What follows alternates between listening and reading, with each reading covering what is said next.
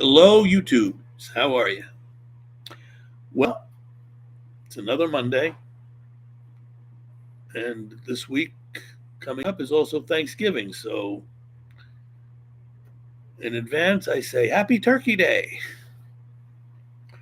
The good thing is, I'm gonna I gotta find a time that's conducive for everybody, so that I can give you my content and hopefully enhance your lives and your businesses as well as your health.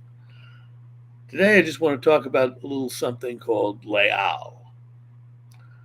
We all have it. It's lame excuses to avoid life. I I can't believe how common leal is. What it is, just to give you an idea, just to let you know what it is as we get older, we have transitional periods where, as children, we're into cartoons and playing various little games, and then we get older. Some of us are into sports, others are into art and whatnot, and whatever it is, And then as we get older, we tend to veer away from the things that we liked earlier because we have more responsibilities. You have a job, you can't do the things that you normally wanted to do or like doing because you have to concentrate on earning a living. Okay, that's a good excuse, but you still need your recreation, you still need your fun, right? But as we get older, I'm noticing that we tend to lose things. We tend to lose our passion for the things that we like to do. For example, at the age of 60 seems to be a magical age where we have to slow down and say, "Oh, I can't do that. I'm too old. I can't do this. I'm too old. I can't walk as far as I used to. I can't I can't do exercises. I can't because I hit this plateau age." But the thing is, that's an excuse. I mean, there are people out there that run wind sprints at 80. I'm not saying everybody should do that. I'm certainly no athlete. But come on, we shouldn't let our age, whatever it is, him, take away from the fun of life. And that is why a lot of people get sick, because when someone retires after a long stretch of the job market and they're collecting Social Security, maybe a pension uh, or 401k or whatever it is, and they're less active and they're more sedentary. It's like many die in the first excuse me, the first 2 to 3 years after retiring because they don't feel that they have any purpose, and there's no impetus to go out and do anything because they don't have to. And that's a shame. Why? Because if we look in the Bible, for example, Book of Genesis has people living well into their well into their hundreds and still doing amazing things.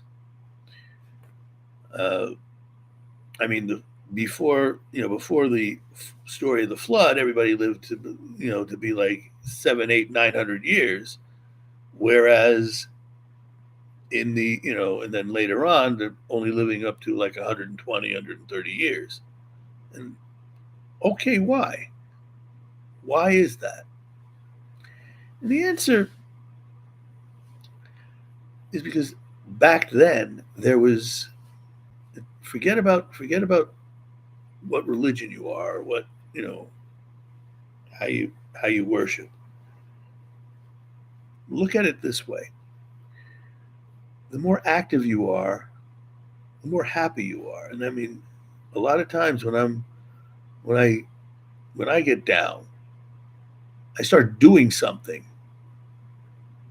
and it lifts my spirits. And a lot of people have the same way, where they're involved in an activity, and even if they have major problems with, I don't know, someone they love is ill, or they engage in an activity, and it kind of, even though it doesn't cure the illness, it does make the person feel better. And you do that even with the sick friend or relative. As a former caregiver, uh, I can tell you right now that a lot of times when I would care for my mom when she was really sick, I would engage her in certain activities, and even though she had Alzheimer's, I was able to get her to engage in certain activities, and she seemed to enjoy it. I had less of an understanding of what was going on, unfortunately, because of it. And there's and I've what I've learned about Alzheimer's since was appalling, because a lot of times diet has something to do with it as well. But I'm not going to get into that. This is not a health segment. This is something to talk about overcoming something called lame excuses to avoid life. And we have so much of that lately that it is just not that. What I would do is you got to break out of your comfort zone. My wife is a tremendous lady. When we first started together, she was caring for an aging relative who had cancer, and there was a lot, and the house was like a hospital. Aides and nurses coming in and out. Uh, the aides themselves did very little to help. She had to do most of the grunt work, including setting up meals, um, even guiding in the preparation and the cleaning and all the stuff with his colostomy bag and other other special equipment that the aides should have been doing and didn't, at least not in a very efficient way. And here is someone that didn't think she could do anything and wound up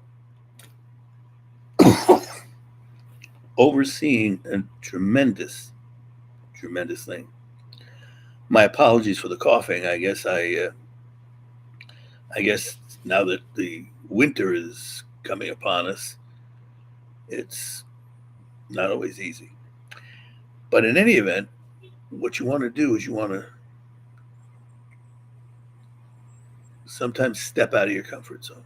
I don't care if you're 60 or 16 or 35 or whatever it is.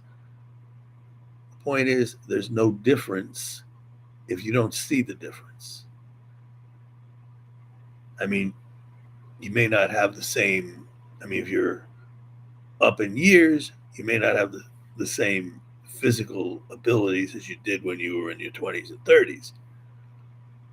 But if you could still move around and you could still do the tasks that you were able to do and make a difference, then by all means do it. Doesn't matter how old you are. I see people on a daily basis that are into their 90s that make amazing contributions. So don't let Liao get in the way. Don't make excuses saying, "Well, I'm too old, or I'm too sick, or or I lost the use of a limb." heaven forbid. Because if you do that and you let these limitations handicap you in such a way that you refuse to try, then you've already failed.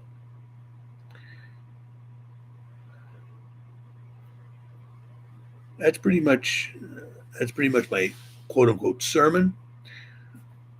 But all I could say is I got a bunch of other things coming up in the pretty soon. If you like what you press the subscribe button, and every time I come up with a new idea or new concept, which is going to be more regular now, please hit the subscribe button, and I'll see you soon. And you have a wonderful day. Have a great night. And again, check out the show notes. There's a few tips and tricks. Have a good night.